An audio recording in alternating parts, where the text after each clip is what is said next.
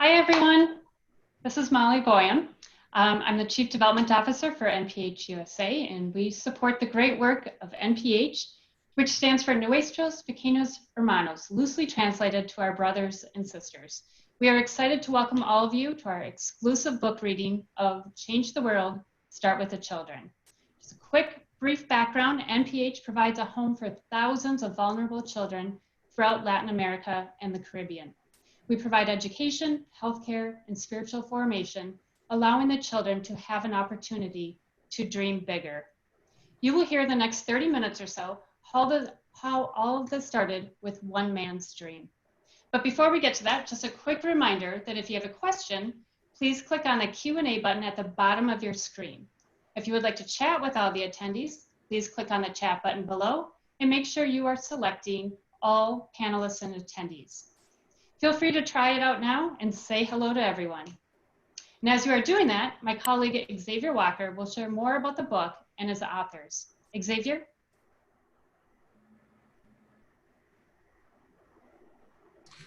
Good morning or afternoon, everyone, and thank you so much for joining us today. We are so excited to have this opportunity with both Marlene and Bishop Ron. Before we get started, we just wanted to say we've gotten lots of questions and calls and emails the last 24 hours about the earthquake, the 7.4 magnitude earthquake that hit south of Mexico City yesterday morning. I'm happy to report that all of our staff, children, and property, our homes in both Cuernavaca and Miaquetlan, are safe from destruction. All of the pequeños are safe. And we truly appreciate your concern and your thoughts and prayers. So thank you for that. So I am going to briefly give you an overview about the book and then introduce our Mistress of Ceremonies. Change the World, Start with Children is a book dealing with the life of Father William Wasson, who is our founder of NPH, his philosophy and how he changed the world. Father Wasson's legacy includes 9 homes for abandoned and vulnerable children across Latin America and the Caribbean. These homes are in Mexico, El Salvador, Nicaragua, Honduras, Guatemala, Peru, Bolivia, Dominican Republic, and Haiti. This book includes words from Father Wasson himself, his 4 principles of successfully raising compassionate children, and stories of pequeños that grew up with him and people that worked alongside him that strive to achieve the NPH as you know it today. With that, we are really, really excited to have the co-authors of the book here today. As Molly mentioned, not only are they going to tell you a little bit about their stories and do a reading, but there also will be a Q&A. So please feel free to use the Q&A function at the bottom of your screen. And towards the end of the call, we will answer questions live. So please get your questions in and we'll get those queued up. I would now like to introduce our Southwest Regional Board member, Eileen Shalowski. Eileen is a former international volunteer from NPH Mexico, and this week marks her 25th year anniversary from being a volunteer. I won't tell you her age, but we are so excited that she is on our board.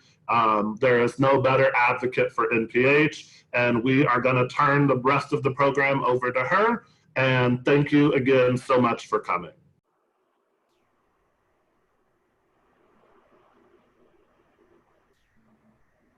Hi, everybody, and welcome. It's my pleasure to be here today. My name is Eileen Shalowski. I am a former NPH Mexico volunteer, and I currently serve as a board member on the Southwest Regional Board.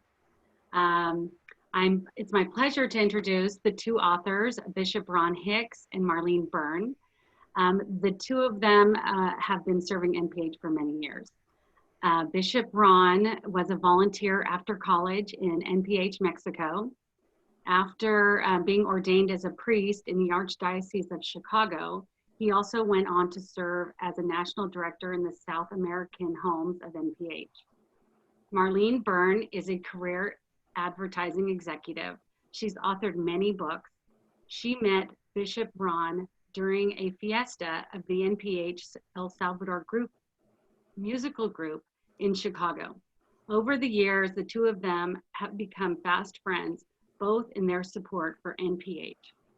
At this time, I'd like to turn it over to them so that they can start their reading and to explain to you everything that it is that came together to make this book a reality.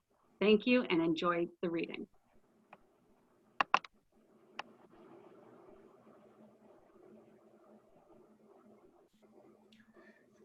Well, thank you, Eileen, and thank you for that wonderful introduction of Marlene and of me. Again, I'm Bishop Ron Hicks, and just a little bit about myself. I grew up and was raised in Chicago, in a suburb of Chicago, and one of the biggest blessings of my life is that I was blessed by God to have extraordinary parents who taught me the gift of unconditional love my entire life. And not only my parents, but my entire family and friends who I consider family, just an amazing foundation that I've been given. And as I went from Chicago to graduate from college and then become a volunteer at NPH Mexico back in 1989, from that moment forward, NPH, the NPH family has been a family of mine. I'm part of that and just delighted and honored to call NPH my family also.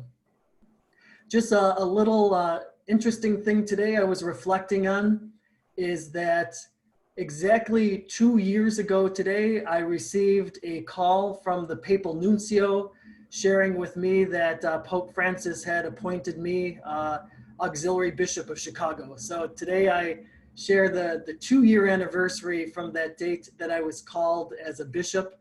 And I still continue to thank God for that call and am very happy that I said yes. And as I move forward with my vocation as a bishop in the church, one of the things that I am sure about is that I will continue to be sharing it with this great family of NPH.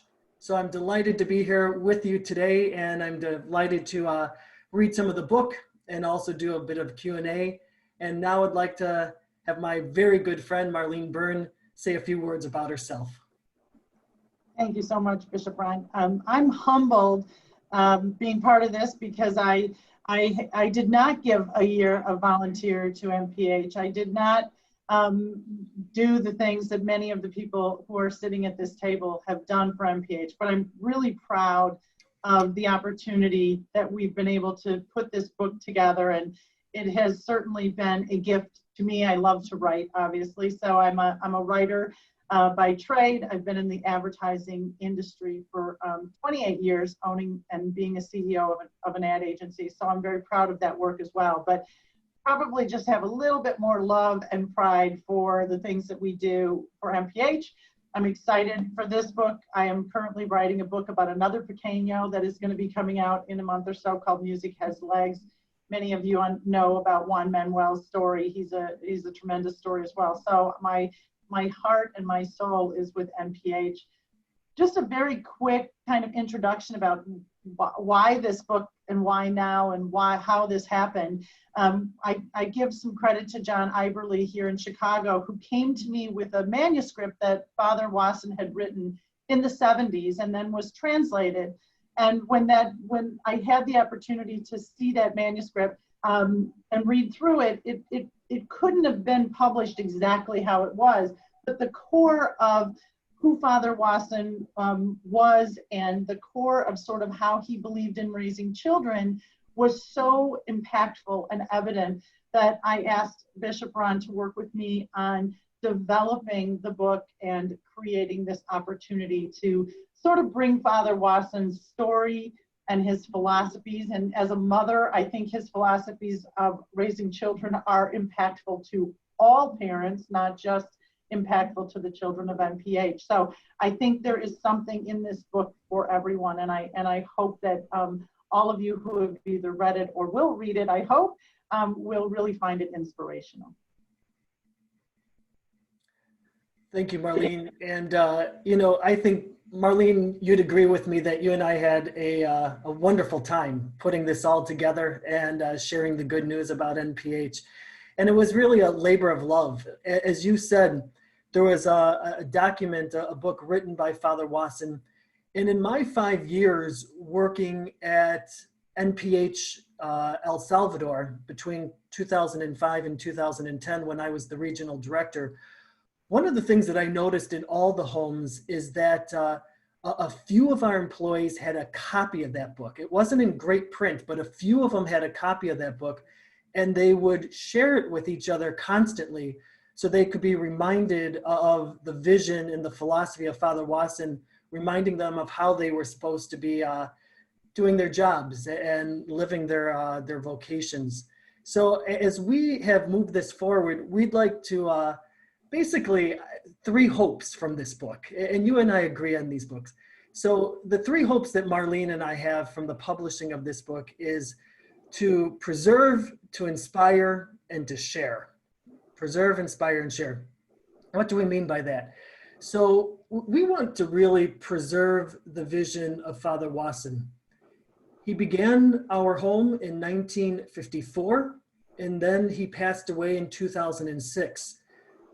And then, you know, as time goes on, there are fewer and fewer people who have had a direct contact and experience with Father Wasson.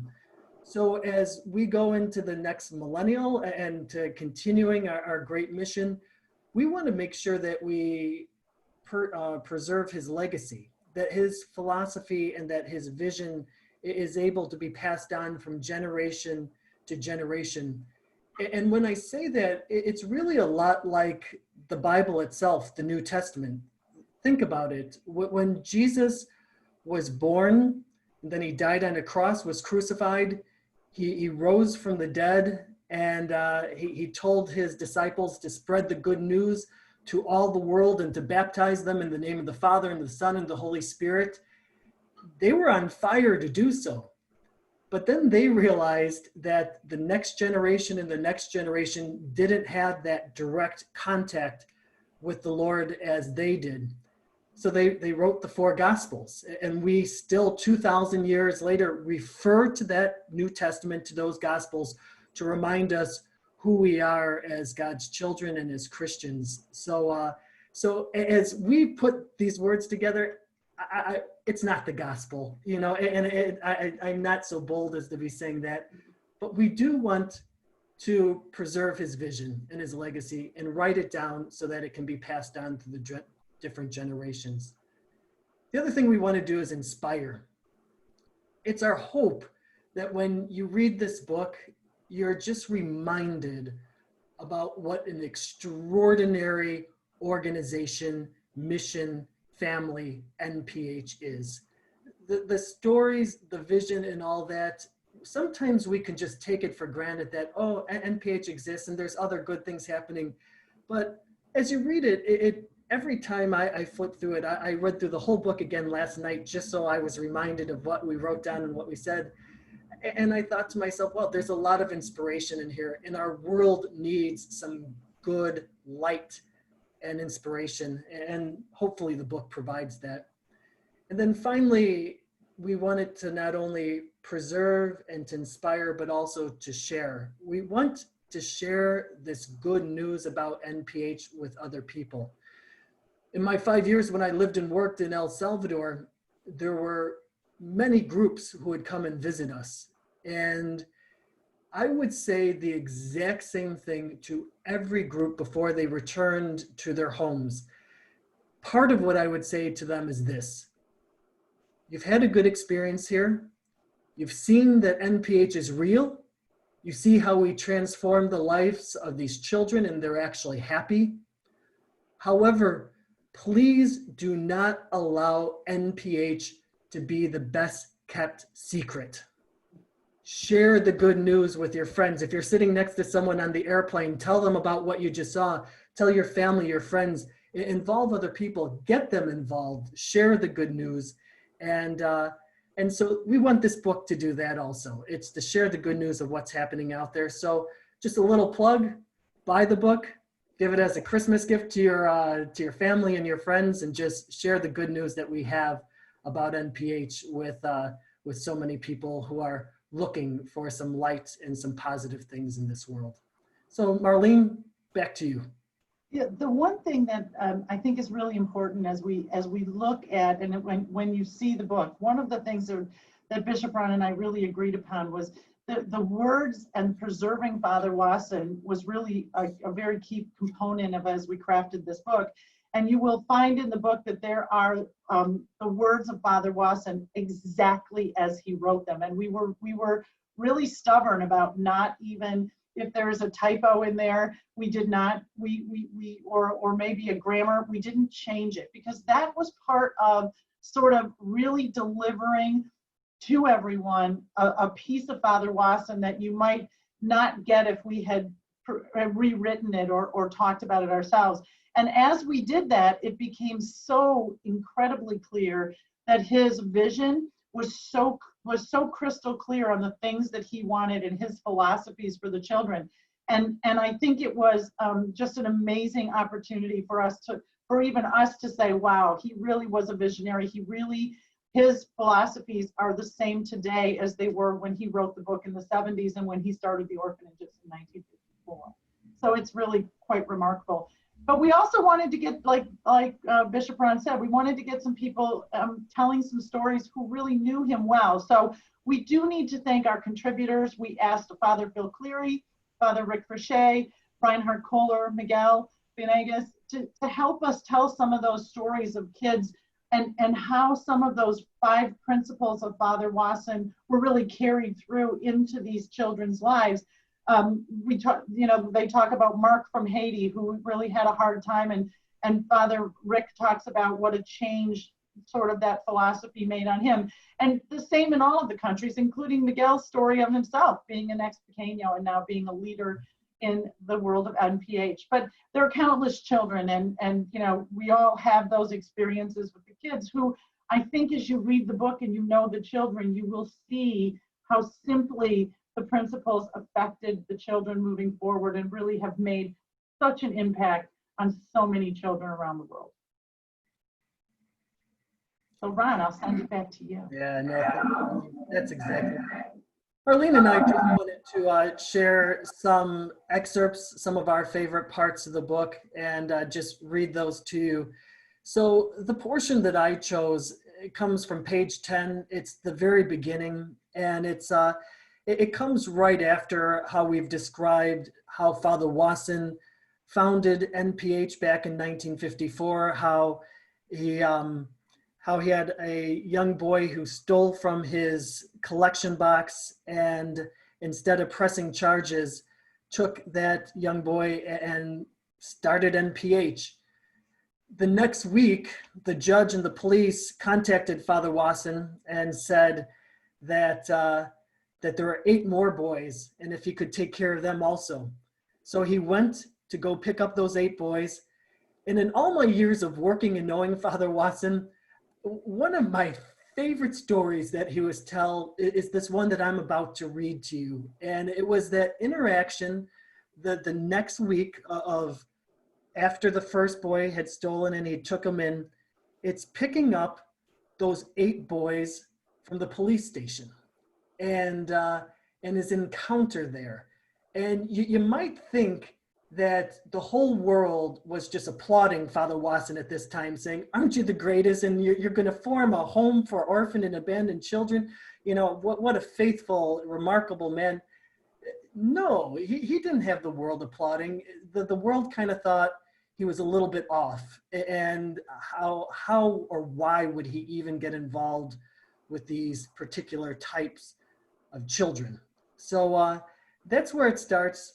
He would always tell me the story in Spanish. So I'm just going to tell you quickly, if you allow me, the story in Spanish. Then I will read it from the book in English. Here it goes. So Father Wasson arrives in that police station. The 8 boys are there. There's a policeman behind the desk as they're walking out the door. And the policeman le dijo al Padre Wasson, hey, Padre, cuidado con aquellos miserables. El padre Watson hizo una media vuelta y le dijo a la policía, no son miserables, ellos son mis hijos. And with that, I will do the version in English.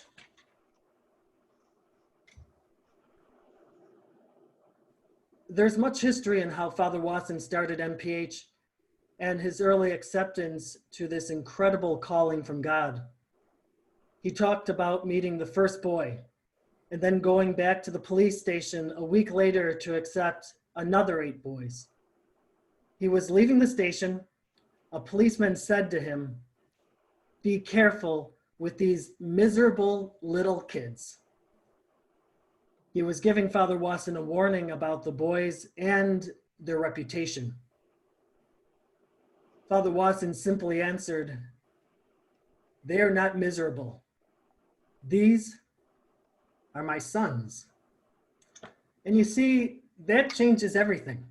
That's what makes NPH different. When Father Watson started NPH, he did not want to create another social service agency or another NGO.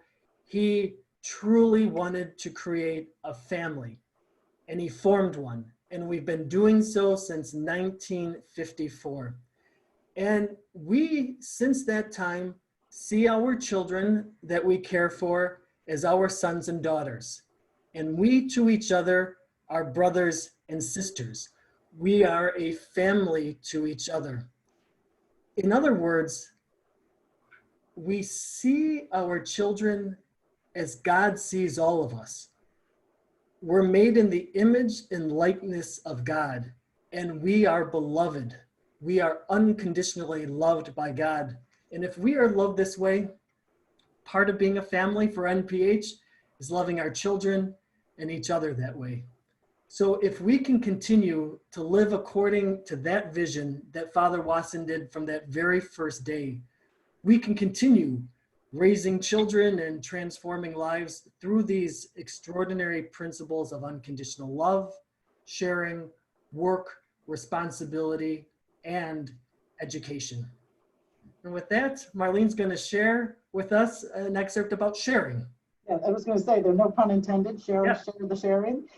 So, you know, I really thought a long time about, there's so many parts of the book that I love, but as a mother and as someone who looks at a lot of what Father Watson taught as being so poignant to all of us in the way that we deal with not only our own families, the way we deal with the children of NPH and the way we deal with each other, and certainly at a time when I feel we could all have a little more respect for each other. I love his passage about sharing because I think it tells us a lot about really who, not only who he wants our children to be, but for me, who a lot of the children from NPH become. So I'm going to read a passage, and this is in Father Watson's words. In our family, we believe the only valid prayer is a good deed done for the benefit of another. That is to see Christ in our brother and serve him through our neighbor. Not a day goes by without a poor person coming to our door. Hungry children, a sick grandmother, an alcoholic, a young mother abandoned with a hungry baby in her arms and another 2 or 3 little ones pulling on her skirt. Whichever one of our young men answers that door, he attends to the needs of these people as best he can. He simply goes to the kitchen to get some food and gives it to the hungry. He gives used clothing to those who are half naked, gets vitamins for the sick, or helps the old grandmother return to her hut. This manner of sharing helps our children avoid seeing themselves as the center of the universe or believing that the whole world revolves around them. It's better to see that the world revolves around others. That is the reason why sharing is such an important part of our balance of the principles. With the guarantee of security and without sharing anything, children could become vain, spoiled, and selfish. But we are insisting that you share what you have with others, and when you do, a balance is achieved. I've never met a happy person who does not share. And what is sharing? I think it's giving something that one has quietly and humbly to someone who needs it. It may not be money. Maybe it's time. Time is something that not many people want to share. They may say time is money and it's easier to share a little bit of money instead of time. However, I believe that sharing includes giving our time, our advice, our knowledge, our clothes, our food, our money to those who really need it. I have found that people who share are the most responsible people. And I don't mean responsible only for themselves. What I mean is that they have a sense of responsibility toward humanity. Everyone has to learn to share. And the more you share, the happier you will be. So I love that. I think it's certainly poignant for my own children. It's easy to be selfish, certainly as you're young and growing up. And I think so much of what he says as a parent, as a human being, can relate to almost any situation we are in. And so that is one of my favorite of his passages. Good. And so we've been just so happy to share this with you, sharing once again. And Eileen, we'd be interested if anyone has any questions that we can provide some answers, or just enter into some conversation as we continue to share the good news. Okay, so thank you both, Bishop Ron and Marlene. I read the book, obviously, and I did love it. And every piece that you talk about and read was good. And there are so many other stories in the book. So I do recommend to all of our panelists and all of our attendees today to please buy the book and read it, because it is really good. And yes, we do have some questions. I've been getting text messages from some of the panelists. And so I'm going to start with one from Cheryl in Scottsdale for Bishop Ron. And here's the question. If I go online and purchase a book, will NPH receive any of the proceeds? That's a very good question, and I'm glad you asked it, Cheryl. It's 100% of the proceeds goes directly to NPH. So Marlene and I were very, very clear about that. It's nothing's coming to us or to anyone else. It exists so that we can preserve the legacy, to inspire and to share, as we said, but hopefully also in this time provide some funds and some needed resources for NPH. So yes, when you purchase that money, all the profits goes directly as a donation to NPH. Okay, and I have another question. I'm going to give this one to Marlene. I'll just try to go back and forth. Barbara from Scottsdale and Chicago. How long was the entire process from beginning to end to research, write, and publish the book? Oh, that's a really good question. I may have to, Ron and I may have to confer. I don't know. I would guess it was under a year, but probably close to about 10 months, somewhere in there, by the time we really met to discuss sort of the hardest part with any book really is, how are you going to format it? What is it going to be? Why are we writing it? And what is it? What are we trying to get across? So I think once we determined that, it was relatively quick. And I will say our contributors were fantastic in helping us, keep the process moving. So I would say about 10 months. Okay, great. Thank you. Okay, and now I have another one from Chuck in Chicago. He would like to know, and this is for Bishop Ron, what's one thing about Father Wasson people may not know about him? People, if you didn't meet him, he was extremely humble. He was soft-spoken, but he also had this kind of wicked sense of humor. He loved telling jokes. It's when you'd go out to eat with him, or if he was with children, he'd take a straw and blow the paper off at one of the kids. He was a bit of a little bit of a lighthearted prankster, and just this humor inside of him. But it's one of the things that was endearing about him, that he never took himself all that seriously. It's my goodness, he created an endeavor that could be overwhelming, but yet he had a lightness to him that came across in his humor, his smile, and his goodness. Wow, That's nice. That's good to know. Okay, so then for Marlene, Alma from Skokie, Illinois. Is the book also available in Spanish? It is not today. We are talking about doing some translations. I know the Italian office is looking at that as well. So we will have to inform you when it is translated and published in another language.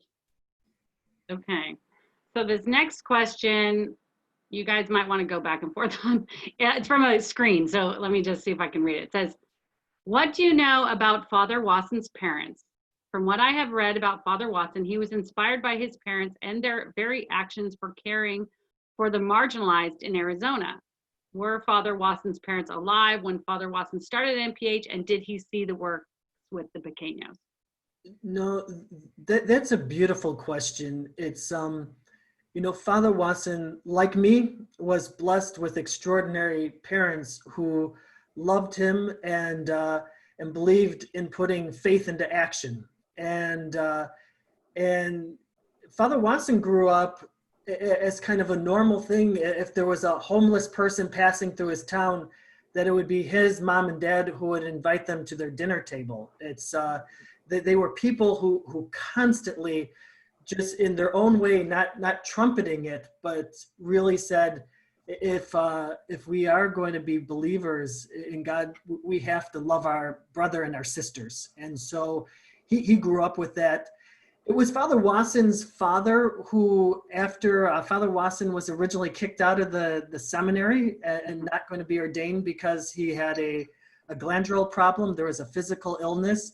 It was his father who said, you know, go to Mexico, learn Spanish, and we'll see where God leads you with all of this. And so they got to see Father Watson create what he created. And they were also instrumental in helping him open the first fundraising office of Friends of the Orphans and starting to raise funds for the NPH family.